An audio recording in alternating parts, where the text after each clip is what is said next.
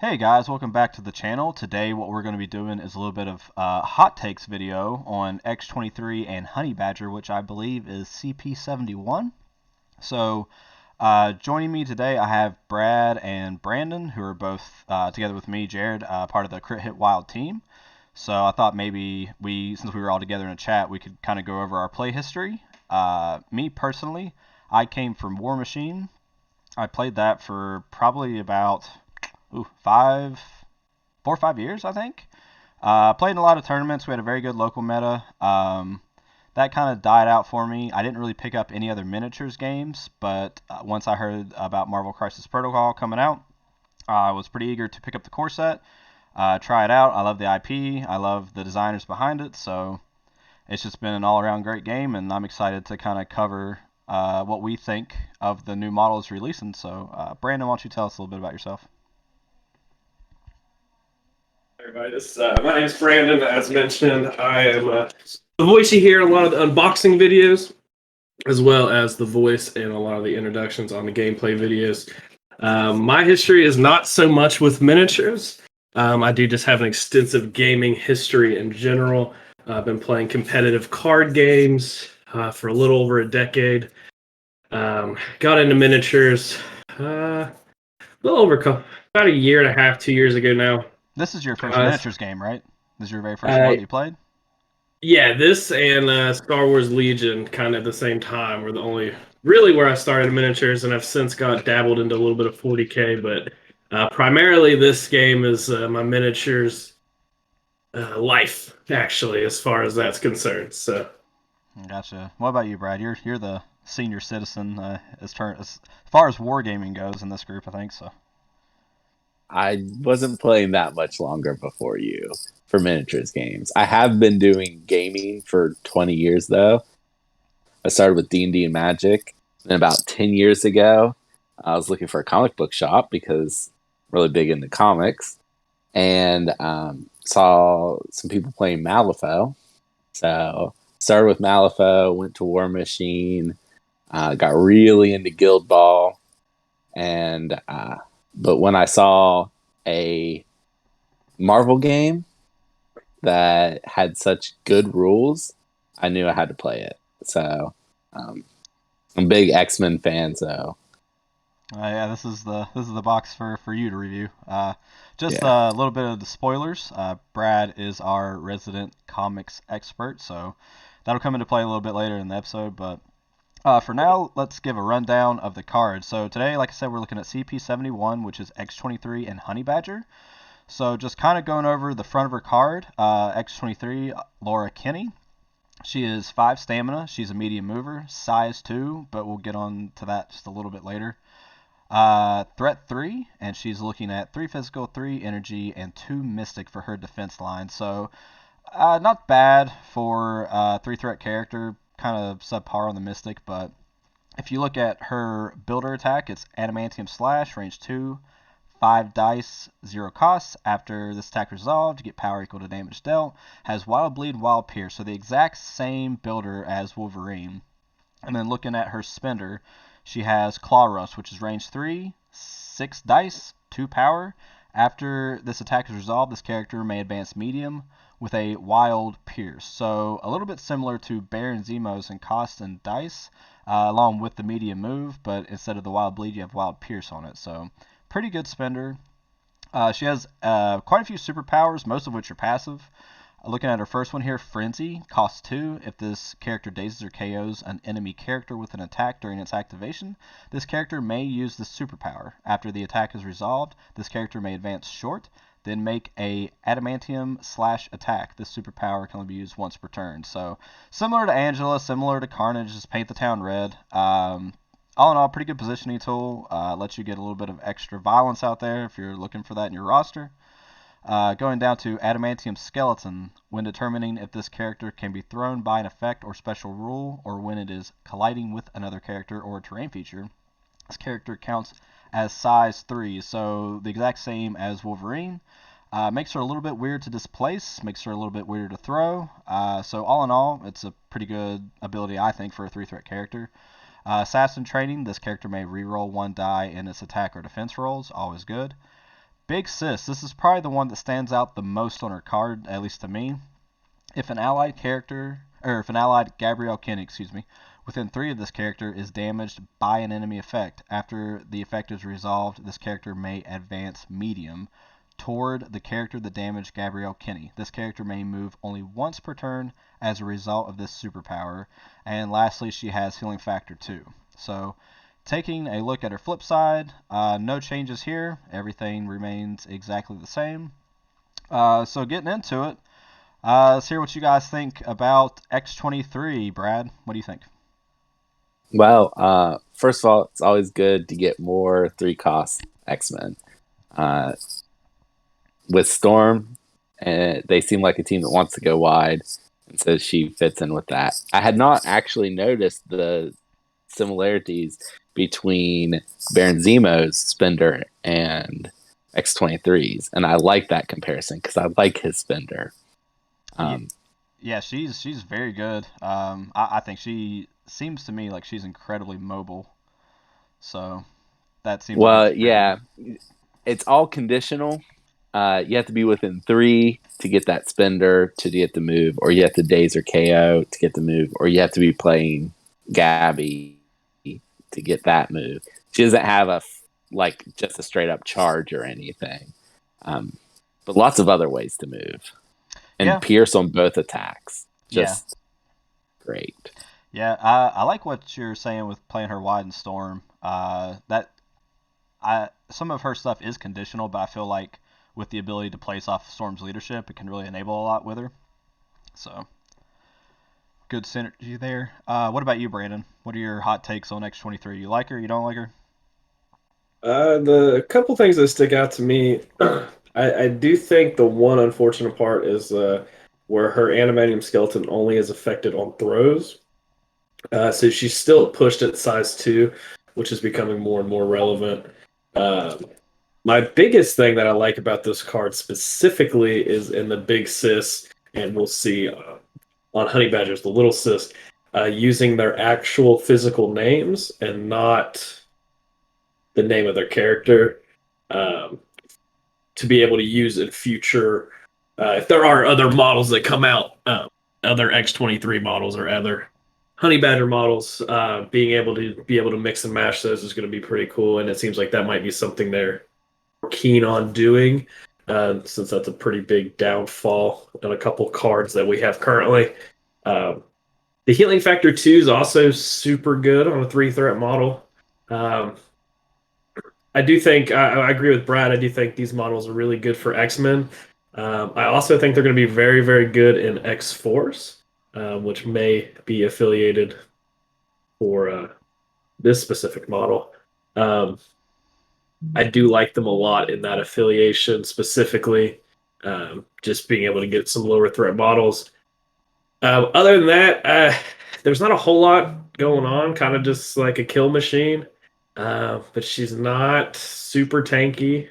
I am worried that she's going to be really squishy, especially with range 2 attack and a range 3 attack, just kind of wanting to get up in the business. Yeah, her stat line, her only being 5 stamina and 2 mystic defense makes me a little bit hesitant on her.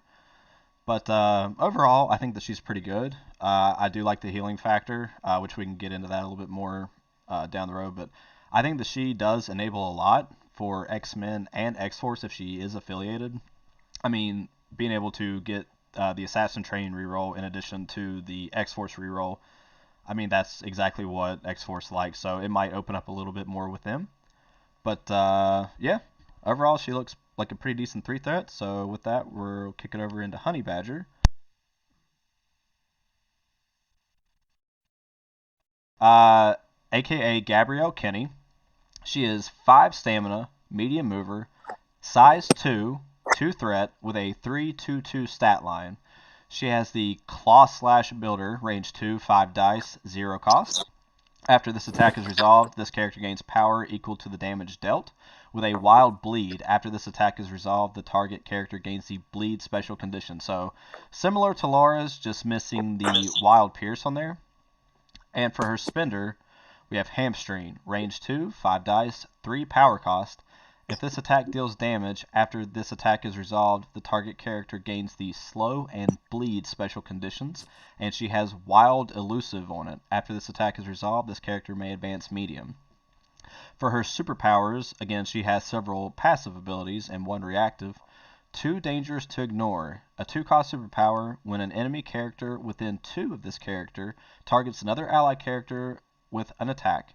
This character may use this superpower. This character becomes the target of the attack, regardless of range and line of sight. So, very similar to Black Dwarf and Luke Cage.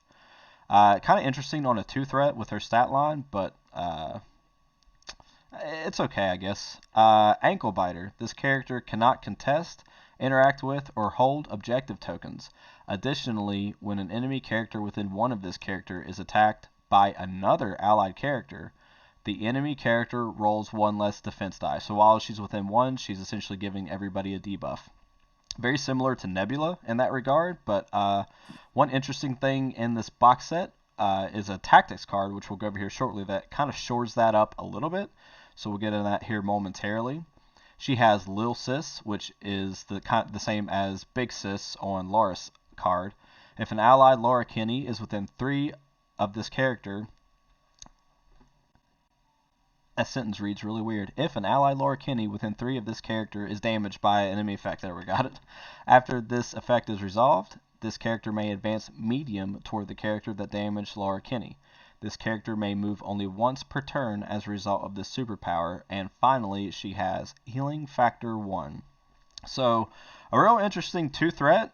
She's got some very interesting rules. Both Little Sis and Ankle Biter kind of really stand out to me, but let's hear your guys' thoughts. So we'll start with you, Brandon. My biggest issue with this model that I worry about the most is her spender. Range to 5 dice for 3 power. You're looking at right under 20, less than 22.5%. It's 22.3% to do damage. To get the Slow and Bleed special conditions. I mean, if you're rolling against me, you'll get it every time. But like, I feel like when the averages kick in, it's not. I mean, three power to have a chance at getting it seems a little thing, and then the elusive trigger is a little over 50%. So I guess that it's kind of like a hit and run in a way. So like, I guess that's not bad. I would have liked to see at least 1 more dice on that. Maybe too good for a 6-point character. Other than that, nothing really wows me about Honey Badger. You kind of have to take her with X-23, so then you have 5. You're at 5 points right there. I mean, I think X-23 is head and shoulders above Honey Badger in this scenario. I am worried about that. I'm also just worried. I think you're just going to be able to kill her real easy. That's fair. I will point out, I actually forgot to go over the injured side. She does go down 1 stamina as well whenever she flips over. So yeah, which is 9 total health, not bad for a 2-point character. It might be the most of any 2-point character. I'll have to look that over, but you might be correct. I believe that's correct. Yeah, I want to say most it might tie Nebula. No, Nebula's 4 on her healthy and 5 on her injured, so it's the inverse of Nebula. So she has the same. Right. No, I mean, but the same total. Yeah, as Nebula. Yeah, so she's got the same total as Nebula. She does not hit as hard as Nebula. Nebula's assassin, letting her reroll every dice if they're holding objectives, and her immunities plus range 3 attacks. And she can roll more dice on her 3 power spender and gets a place out of it as well. I mean, if that's what we're comparing it to, I mean, Nebula's arguably strictly better. Because she doesn't come with the Little Sis. I don't want to say it's a hold up or hang up or anything of that nature, but that's kind of a big part of this card. If you take that off, if you remove that, I mean, the healing factor is going to be kind of relevant, but honestly, with her defensive stats of 3-2-2, I mean, if you put 2 attacks into her, it's gonna be you're gonna have to get real unlucky not to kill her. Yeah, that's a So good point. that's where I'm at with Honey Badger. What about you, Brad? What do you think? Well, first, I want to correct something Brandon said. You have like a 74% chance of doing damage with her spender against 3 defense. I think you were not taking into account that you could do more than 1 damage when you did.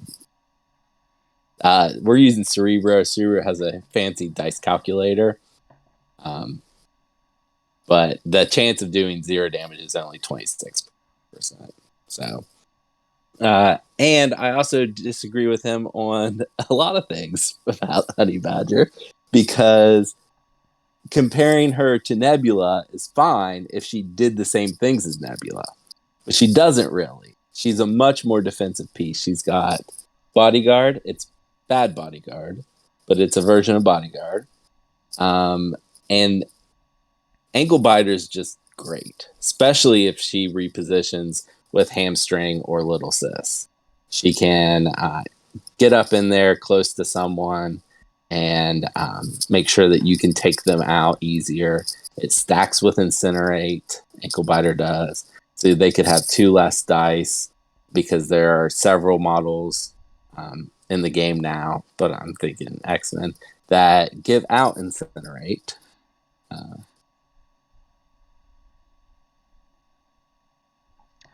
Yeah. Overall, I'd say that I'm kind of on the fence with her. She has a lot of neat things. With her stat line and no innate rerolls, too dangerous to ignore on her seems a little odd, but then again, if she does it, it's a 2-threat character.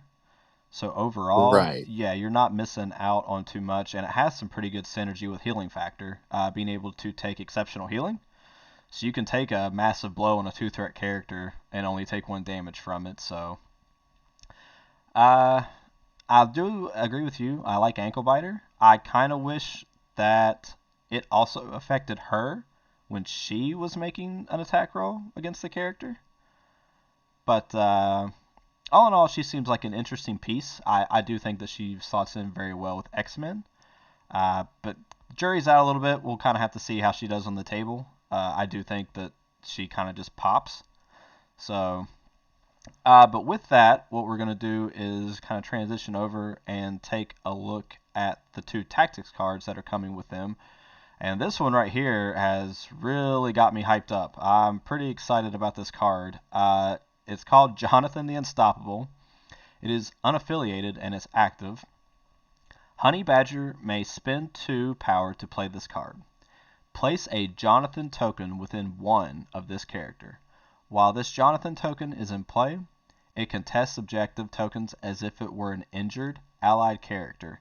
If an enemy character ends a movement within 1 of this token, remove it from the battlefield. During the cleanup phase, if an allied Honey Badger is on the battlefield and there is no allied Jonathan token on the battlefield, you may return this card to your available team tactic cards. This card may be played again this game. I think that this card is absolutely incredible. So you have the downside of Nebula, where you can't interact with or contest objective tokens, but you come with this tactics card that cycles back into your hand after the token is removed, and lets her effectively contest a back point on, say, Infinity Formula for your team, while you push forward and be aggressive with X-23, Wolverine, Honey Badger. So I think that this does wonders with kind of holding down a weak flank in a wide X-Men team or X-Force team. I know, having played a little bit of X-Force, if she ends up being affiliated, or if you take her as an unaffiliated option, being able to contest a back point, that way the rest of your team can kind of edge out and try to get more attrition advantage across the board, is going to be really, really big for him. So I am a huge fan of this card. What do you think, Brad? Oh, first of all, before I talk about this card, which I love, I don't know how good it's going to end up being, but I do love. Just based on the comics, X-23 and Honey Badger should probably both be in X-Men. X-23 and X-Force, but probably not Gabby. And X-23 could be an Avenger. So, Okay. yeah, she was part of Avengers Academy, so they could do that unless they're going to do an Avengers Academy later. Just want to put that out there for people looking forward to them. You think you're excited for this card? I already have a 3D printed token. I found a Wolverine model, like an actual Wolverine model. Scaled it the right size, printed a base that was the size of the Astral Ring token. I assume that's what the Jonathan token's going to be. One thing I want to point out about this card is they have to end a move. So if you are going late with Gabby and put out the token and nobody can move within one of it, it gets to sit there even if there's already an enemy model there because they haven't actually moved and landed within it. Oh, that's a good call out. Yeah, I didn't actually notice that. So especially if you're going with her last, you can just drop it to break a tie or something like that. Like I said, I don't know if this is going to end up being a good card, but I'm going to play it a lot when it comes out and use my little token. I mean, I think it's pretty good. Who doesn't like a pseudo Mystique leadership on a 2-threat character? So, right. It seems pretty good. What about you, Brandon? Does this card help sway you any more toward wanting to play Honey Badger? I would like the disclaimer that I did come into this very blind. I'd actually not read over either card or any of the tactics cards before. That's why it's a hot take, my guy. Well, my takes are all hot. I do think I have. I wanted to preface the previous statement. I do think both of them are going to be very good in their affiliations. Most of my concern is outside of affiliations. I'm just not sure Honey Badger specifically does enough. I do think this tactic card helps a lot, especially now that you have 10 in your roster. Usually when I'm building a list outside of a couple, the 8, 9, 10 spots are usually like cards I'm probably never going to play. And being able to attach card to a specific model, like a 2-threat, that doesn't need anyone else, I think is really a nice little thing to take because you don't have to take this card. But having that option is going to be pretty awesome. I do love the idea of a Jonathan token. I'm real curious on what that looks like. I'm really excited to see Brad's 3D printed one on the table as soon as possible. I do think this helps her out a lot, especially just being able to come back to the hand. The only thing now with this tactics card, always you kind of want to keep that 2 power. With her bodyguard also costing 2 power and her spender costing 3 power. Kind of worried about her power economy. It's terrible. Yeah, and I think that's a problem. I know you've kind of talked about that before with X-Men. It's just kind of hard sometimes to have enough power to do all the things you want to do. So I do have, that'd be my only concern. With this, I definitely think it puts her in play with the other top end 2-point models that you want to bring. I'm just now more concerned about, is she going to have are you going to have the power to do all the things that you want to do with her comparative? Yeah, I hear you.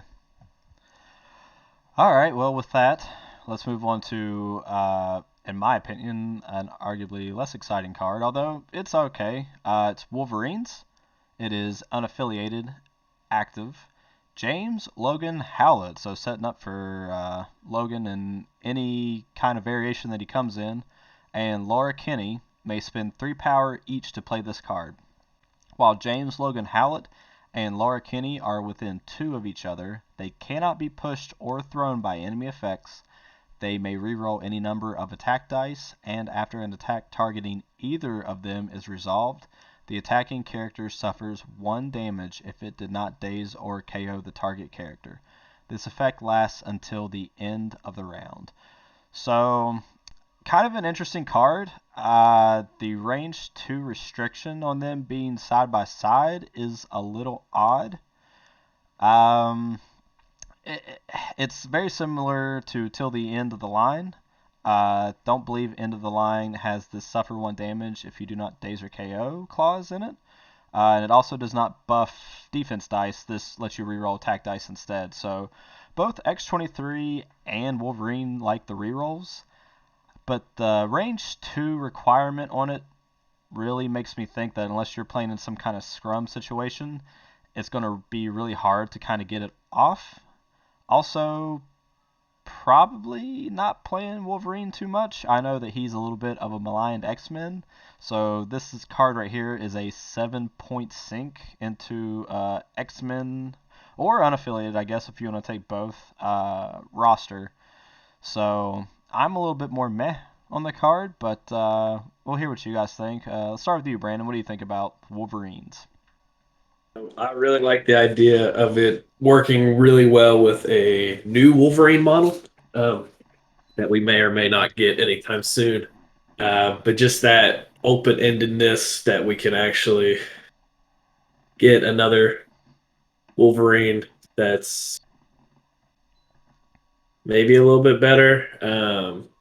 Yeah, kind of what you're mentioning. You're spending a lot of your points. You got 7 there, and you kind of want to bring Honey Badgers, so then you're at 9. And at that point, you have two characters. One character who can't contest without a tactics card. The other one can only contest on his healthy side. Or is it contest, or can he only hold objectives? Hold objectives. So he can't hold objectives. It seems... I mean, they're real killy. I think that's... You might be able to play X-Men a completely different way with the 3. You might be able to play a little bit more aggressive or have that option into specific scenarios if you want to be a little bit more aggressive. Wolverine might make his way back onto the table. I don't really know. That's where Brad's going to chime in here, because I don't get to play X-Men. I just get to play against them. I do know that he likes to bring some killing models. Like to know how that would maybe sway his roster building, knowing that he can still have some killing models instead with an all mutant roster. Well, let's hear what you think, Brad. You have definitely played the most X-Men out of any of us, so do you think this card makes your 10? Wolverine doesn't make my 10, so how's this card gonna make my 10? Fair enough. I like what it does. It's just you have to take that Wolverine tack. Yeah, one of the things that kind of really sticks out with me between both X-23 and Wolverine is you're both paying 3 power, and then you're pretty much just doing your builders. Yeah. Both, I think Wolverine Spender is a mandatory place within 1, so that will take you out of range 2 of Laura. And then Laura's Spender is 1 more dice, I guess, but it allows her to advance medium, and you don't really want to be advancing, so being limited to just reroll all on 5 dice attacks with Pierce, don't get me wrong, that's very good, but all of the requirements that you need for this card, in addition to you're probably only spending your builder on it, it just doesn't seem like it's a very interesting option to me. Yeah. While we are talking about them putting their real names on there, though, I do want to point out that we will probably get a Lord Kenny as Wolverine model at some point. I don't know why they would not do that. And we should get a new James Howlett, although I'm not exactly sure what they'll do with that. Maybe a Savage Wolverine. Yeah, that was my big thing. Is I like the possibilities in the future. Yeah. I think right now, but there's also a good chance too in the future we're going to get more attacky X-Men too. So we might. I mean, with all the mutants out there, there are definitely a lot more aggressive ones that we haven't got. Right. So I do like the idea of hopefully within the next couple years having so many different ways to play the X-Men affiliation, kind of like the Avengers have right now, where you can play on right a million different ways. I like the idea of being able to take a X-Men roster and have a Wolverine just as like a killing machine, and you can put X-23 and Honey Badger, and then whoever else just right along with them and maybe even use Cyclops leadership. Who knows? The way the pigs might start flying, and crazier things can happen. Don't get crazy now, man. You're getting a little crazy. Well, a little too crazy. I know it's wild, but just a lot of things like that. I do like the possibilities, but yeah, this is definitely a tactics card that is completely designed for a murder machine. I mean, you've almost got to be playing an E, straight up the gut, and even then, like Brad said, Wolverine's at this point, especially with the other new releases coming out. I'm just not sure Wolverine makes the slot in the roster as he is currently. Yeah, well, that's it for everything in CP71. So overall, just try to get some thoughts from you guys. Do you guys think that these cards kind of make it into your roster? Do you think the tactics cards make it into your roster? Me personally, I don't play a whole lot of X-Men, but I do think that the combination of both X-23 and Honey Badger are pretty compelling within the X-Men affiliation. I think they're good affiliated options. To Brad's point, I think it does open up a very wide X-Men roster. And if you want to get really cheeky, you can have a bunch of size 3 characters, which in this day and age is pretty good. I mean, not there is quite a bit of size 3 displacement in the game, but not as much as what you would think. So both X-23 counting a size 3, Wolverine counting a size 3. If you want to be cheeky, you could take Lizard, who's size 3, in a roster, and then have, let's see, if you take Deadpool, how many is that? 4 characters with healing factor? I believe Beast is also size 3. Okay, cool, yeah. So a bunch of size 3 characters and size 3 characters that have healing factor on it. Mm-hmm. So, what? Beast is confirmed size 3. Yeah, X-23 Honey Badger is 5 points, plus Storm is 8 3. points. You could take Wolverine for 12. You could take Deadpool or Lizard for 15. So that gives you quite a few models with healing factor. I feel like maybe it's probably garbage, but I feel like maybe there's something there. A full team of people who just heal after everything happens to them. So probably bad, but seems fun. It might be a little bit better, honestly, in X-Force, going with like Cable, Deadpool, like X-23. Then you have, like, you could even do Wolverine in that, and then you're looking at what, 5, 9, and then 6. So you're at 15 for Honey Badger, and you could be at 17 with Honey Badger. I think I like that. I do. I think X-Force has a little bit better chance to be a little bit more killy than X-Men want to play, just with the X-Force rerolls. Oh yeah, 100%.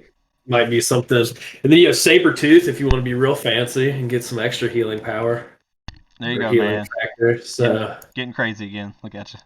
We're just going. Hey, I don't know if that card said Wolverine or Sabretooth, it might actually see play. But X-Force is also a roster where you have some tactics card spots.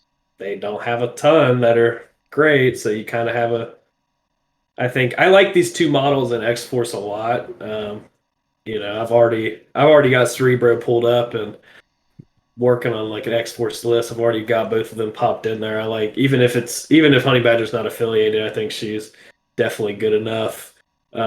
Especially with the Jonathan card to bring over some of the other models I had in there. So I like it. I think I think X-Force, they'll see a lot more play in X-Force.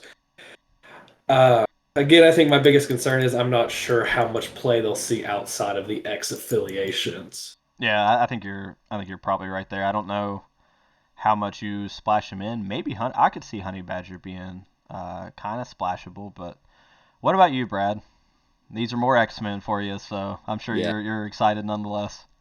I am. If Honey Badger is affiliated on X-Men, I will be playing her a lot. She will be my 2-pointer in my roster. X-23 makes my roster. I will be playing her. I don't think I pick her over several of the others. Beast, as much as I hate him in the comics, has been really reliable on the table. Domino's great. Magic seems real good. It's just hard to pick her as not like the fifth 3 threat in my list, but Table Time might change that. Like, she's got an interesting kit. So, what's your initial concern with X-23 over some of the other threes? She actually pretty comparable to Beast, I think, in that she doesn't have a charge. Her move, she can move off of stuff. So she might end up taking his place in it. But Magic has Mystic attacks and good Mystic defense. Domino, you don't explode crits against her, and she dice fixes herself. So those are just tools I would rather have most times. So that's why they make lists over her. Yeah, I can see Beast being the one. The only thing with Beast is, I mean, he has a lot more survivability. At least at first glance, it looks like a little bit more survivability with better. Well, until they hit him with an energy attack. Yeah. I mean, but it's to say, you can't really say that because X-23 only rolls 2 dice on Mystic, right? So it roster dependent. Look at their roster and figure out what is worse for you and play the other model. Yeah, unless you're playing real wide, which I plan to do in some cases. Yeah, that's where I was kind of heading. I think it's with 2 more, with she's 10, so 1 more health on Beast, but the healing factor could really come into play. I'd like to see that comparison of just getting to play, because Beast on the medium-sized base, Physical and Mystic, I think, are now the 2 most common attacks, which Beast defends better against. In that order, especially now with. And he ends up with extra. He ends up with extra power too. Yeah, which she doesn't get. And a throw. Yes, and a throw. Oh my gosh, and it only costs 2. Such a good throw. Yeah, Beast has become a staple to my list. My thing was there. I was trying to get to. I don't know where she takes Beast's spot. That's where part of my concern is too. I'm not. But yeah, if you're playing against a list, I mean, if you're playing against a list that has a ton of energy attacks, you're probably not taking much of a slide. Swapping out X-23 for Beast. Right. But I think Beast probably gets the nod in most. Most situations, but that's yet to be determined. We got to get out there. We got to play them. Yeah, they're expected. Go ahead. Honey Badger also probably, with assuming X-23 is X-Force affiliated, which she should be, she'll be my out of affiliation too that I drop in there for X-Force. Honey Badger. Because they just go so well together that if Laura's already in the list, I might as well throw Honey Badger in there too. Well, have we heard an expected release date for CP71? I believe March, but no specific date. Okay. Well, that's it for our review and our hot take of CP71, X-23, and Honey Badger. Before we all hop off here, as I said earlier at the very beginning, Brad is our resident comics expert. So if people want to read more about X-23 and Honey Badger, what are some good runs that they can kind of look up for and read about these characters coming out, Brad? Okay. Well, this is probably going to be the easiest one of these, because for both these characters, it's all new Wolverine. 35 issues. There's a omnibus that collects all of it out there. I think you can get that for about $100. All the issues are on Marvel Unlimited, which is a great deal. You can usually get for $60 for the year, and they have a huge back catalog of comics. But that is the number one thing I would suggest, and that is Laura as the new Wolverine after Logan dies. Anything that they show up in after that's really good. Gabby's been showing up in the New Mutants run that's going on right now. Has been delightful in that. The X-23 series by Marjorie Liu, that came out right after All New Wolverine, is also good for the two of them. Anything before that, before All New Wolverine, Gabby didn't exist. And some of those stories are very rough, but if you just want to read X-23, she hasn't been around that long. Her first appearance, I don't know if many people know this, but her first appearance was actually on the X-Men Evolution TV show. Oh, okay. And then a couple years later, she showed up in a comic, and she's been like woven in since then. So she's only been around for what, like 10 years, 15 years? Oh my gosh, time slips away so quickly. Like 15 years at most, unlike most of the comics characters. So it's not that hard to catch up on her if you just end up loving her. All New Wolverine, though, must read. It's so good. That's a relatively new run, too. I mean, not like... I mean, it's the last... Yeah, like, it's within the last 5. Right? Yeah. It's within the last 5.